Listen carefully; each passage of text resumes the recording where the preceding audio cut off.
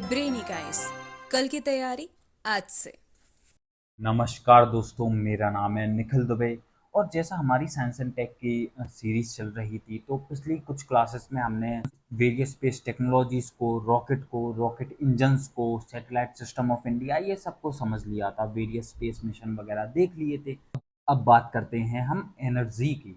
Energy, ऊर्जा। आप energy से क्या समझते हैं? तो बेसिक लैंग्वेज में बोला जाए, energy is a capacity to do work. और हमारी जो इकोनॉमी में भी वेरियस प्रोसेसेस के लिए, वेरियस प्रोडक्शन के लिए, ट्रांसपोर्टेशन के लिए एनर्जी एक अहम भूमिका निभाती है। एक जगह से अगर आपको दूसरी जगह आपको जाना है या आपको अपना सामान भिजवाना है, तो वो किसी मीन्स ऑफ ट्रांसपोर्टेशन से जाएगा जो मेनली एनर्जी से चलते हैं।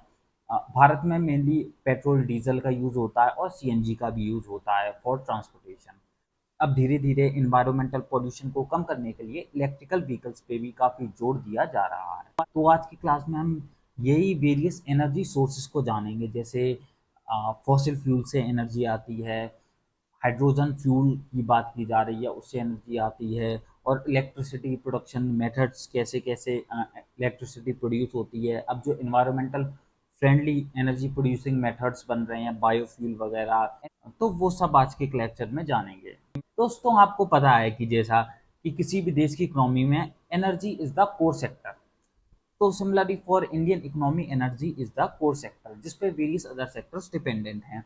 भारत पे wide variety of energy resources हैं, रिन्यूएबल, नॉन रिन्यूएबल, हाइड्रोजन, और भी अलग अलग एनर्जी रिसोर्सेज हैं। बट जैसे बड़े बड़े देश हैं जैसे यूएसए, चाइना वगैरह, इनसे आप कंपैरिजन करेंगे अगर एबंडेंसी वाइज, तो भारत में जो एनर्जी रिसोर्सेज हैं वो लिमिटेड हैं, कह सकते हैं हम। और जो इंडियन इकोनॉमी है वो आपको पता है कि फॉसिल फ्यूल पे मेनली डिपेंडेंट है फॉर इट्स एनर्जी प्रोडक्शन। जबकि जो डेवलप्ड कंट्रीज हैं, यूएसए वगैरह और यूरोपियन कंट्रीज हैं, now they have shifted to nuclear energy, क्योंकि जो न्यूक्लियर एनर्जी है वो इन्वायरमेंटल फ्रेंडली है। आपको पता है कि इन्वायरमेंटल पोल्यूशन कितना बढ़ चुका है। जो हमारा सरफेस टेम्परेचर है, अर्थ का टेम्परेचर है, वो बढ़ गया है, जिसकी वजह से क्लाइमेट चेंज हो रहा है, ग्लोबल वार्मिंग हो रही है।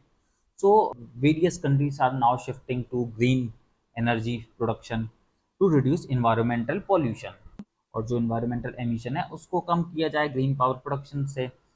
सो अब भारत भी ग्रीन पावर प्रोडक्शन पे फोकस कर रहा है, but mainly Indian economy is dependent on fossil fuel. और ग्रीन पावर प्रोडक्शन के लिए या non fossil fuel energy production के लिए इंडिया का टारगेट है कि 2030 तक 30 to 40% ऑफ एनर्जी ये रिन्यूएबल एनर्जी सोर्सेज से प्रोड्यूस होगी, या non fossil fuel energy produce करने का टारगेट है भारत का टिल 2030। 30 से 40% जो एनर्जी हो वो रिन्यूएबल एनर्जी सोर्स से प्रोड्यूस हो।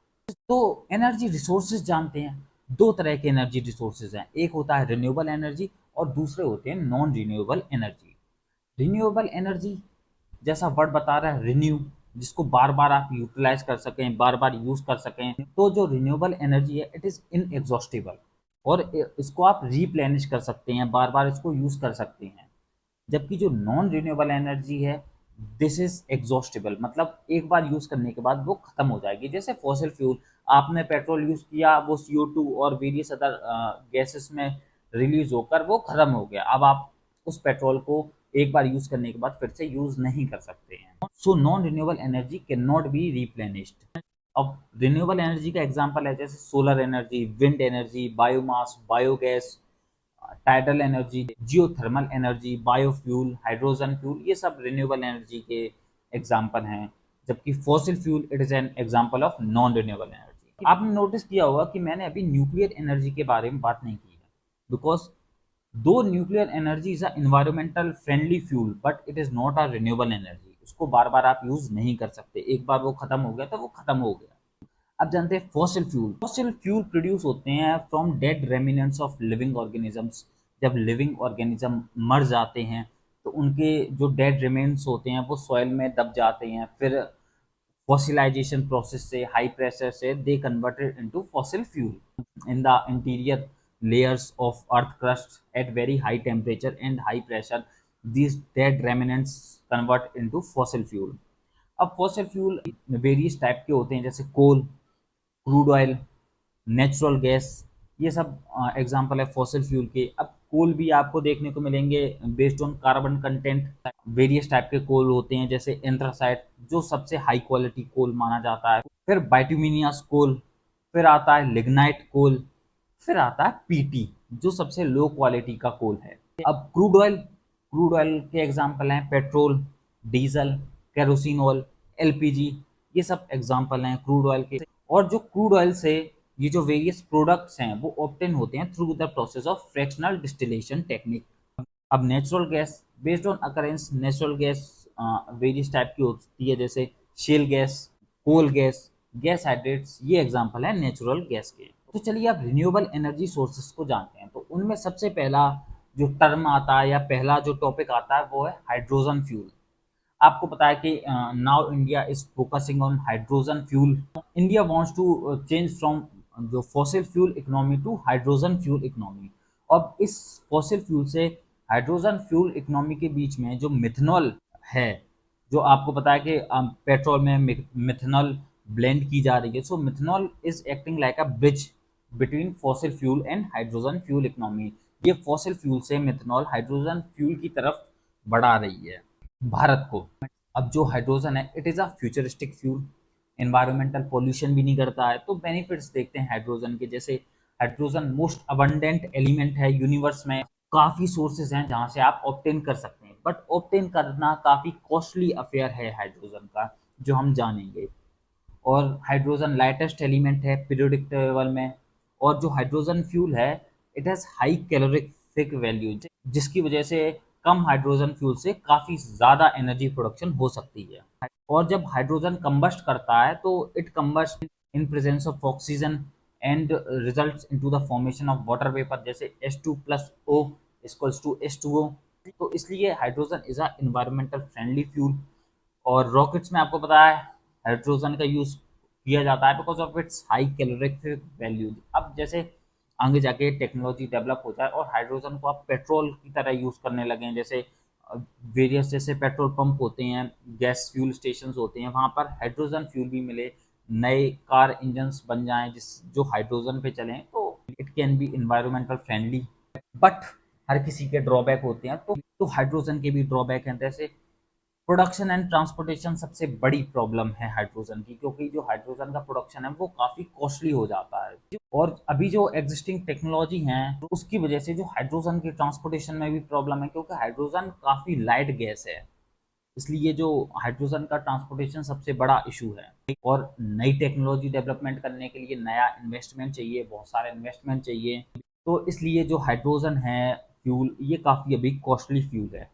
करेंटली हाइड्रोजन को ऑब्टेन कर दिया जा रहा है through the process of electrolysis, जिससे जो वाटर से हाइड्रोजन को एक्सट्रैक्ट किया जा रहा है। अब जो इलेक्ट्रोलाइसिस में एनर्जी यूज हो रही है वो हो रही है फॉसिल फ्यूल बेस्ड एनर्जी, जो भी इन्वायरमेंटल पॉल्यूशन कर रही है। बट अगर जो रिन्यूएबल एनर्जी यूज करके आप हाइड्रोजन को इलेक्ट्रोलाइसिस के थ्रू ऑब्टेन कर लें तो it is completely environmental friendly fuel.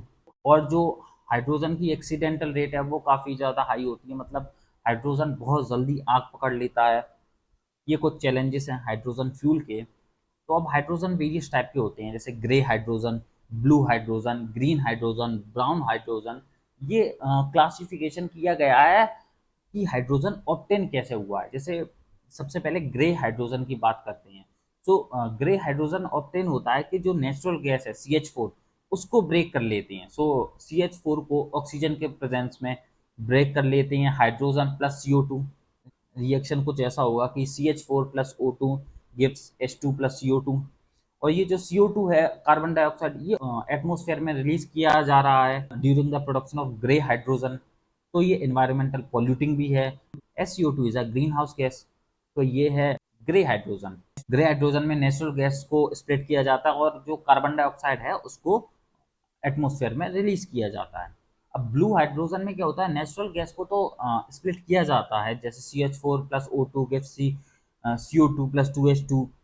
But जो जो CO2 रिलीज हो रही है इसको कहीं स्टोर किया जाता है, इन्वायरमेंट में ऐसे ही नहीं छोड़ा जाता। So in blue hydrogen this CO2 get stored. और ग्रीन हाइड्रोजन में क्या होता है, वाटर को स्प्लिट किया जाता है हाइड्रोजन में through the process of electrolysis. और जो इलेक्ट्रोलाइसिस में जो पावर यूज होती है इट इज रिन्यूएबल एनर्जी, जो जैसे कि विंड सोलर एनर्जी यूज किया जाता है। सो जो ग्रीन हाइड्रोजन है it is completely environmental friendly. और ब्राउन हाइड्रोजन आपने सुना होगा टर्म। ब्राउन हाइड्रोजन किस नहीं है, अगर फॉसिल फ्यूल से आप हाइड्रोजन को प्रोड्यूस कर रहे हैं तो उसको हम ब्राउन हाइड्रोजन कहते हैं। अब गवर्नमेंट भी वेरियस इनिशिएटिव ले रही है फॉर हाइड्रोजन ट्रांसपोर्टेशन। जैसे गवर्नमेंट ने सजेस्ट किया है कि हाइड्रोजन को आप अमोनिया और मीथेन के फॉर्म में ट्रांसपोर्ट करें, जिससे जो ट्रांसपोर्टेशन है वो काफ़ी इजी हो जाएगा और एक्सीडेंटल रेट भी कम होगी और ट्रांसपोर्टेशन कॉस्ट भी कम होगी। और हाइड्रोजन फ्यूल को या हाइड्रोजन एनर्जी के प्रोडक्शन को बढ़ावा देने के लिए गवर्नमेंट ऑफ इंडिया ने मैंडेटरी गाइडलाइंस इशू की हैं स्टील मैन्युफैक्चरिंग इंडस्ट्रीज को, फर्टिलाइजर इंडस्ट्रीज को कि और ऑयल रिफाइनरी वगैरह इन इंडस्ट्रीज को कि आप ग्रीन हाइड्रोजन को प्रोड्यूस करें। तो government of India is also focusing on production of green hydrogen. अब जैसे एनर्जी प्रोड्यूस तो हो गई, बट सबसे बड़ा जो इशू आता है एनर्जी प्रोडक्शन के बाद वो आता है एनर्जी स्टोरेज का। तो एनर्जी सिर्फ दो तरीके से अभी स्टोर करने की टेक्नोलॉजी है, पहला फ्यूल सेल, दूसरा बैटरीज के थ्रू। अब बैटरीज में क्या होता है, केमिकल एनर्जी को आप इलेक्ट्रिकल एनर्जी में कन्वर्ट करते हैं, बट जैसे बैटरीज के एग्जांपल है lead acid battery, lithium ion battery.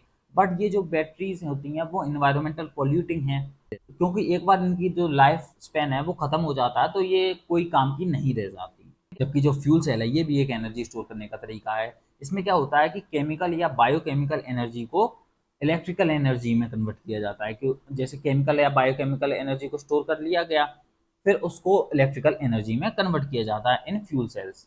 जैसे हाइड्रोजन फ्यूल सेल्स हैं, हाइड्रोजन को स्टोर करके इलेक्ट्रिकल एनर्जी में कन्वर्ट किया जाता है। Microbial fuel cell is also example of fuel cell.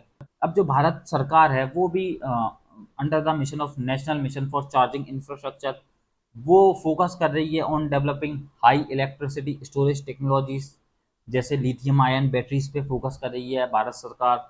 तो वेरियस इनिशिएटिव चला रही है जैसे national mission for charging infrastructure वगैरह, जिससे जो स्टोरेज कैपेसिटी भारत की बढ़ सके। जैसे चाइना है, चाइना पे के पास एक अच्छी खासी स्टोरेज कैपेसिटी है और उसके कंपैरिजन में भारत में हम कह सकते हैं कि कहीं भी नहीं स्टोरेज कैपेसिटी है as compare to China. But now India is focusing on energy storage at bulk level.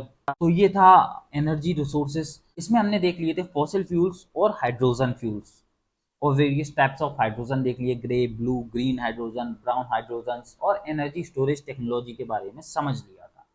अब नेक्स्ट क्लास में हम सोलर एनर्जी की बात करेंगे, फिर सोलर एनर्जी के बाद हम बायोगैस प्रोडक्शन की बात करेंगे। गवर्नमेंट की वेरियस इनिशिएटिव्स हैं जो बायोगैस प्रोडक्शन के लिए, उनके बारे में समझेंगे।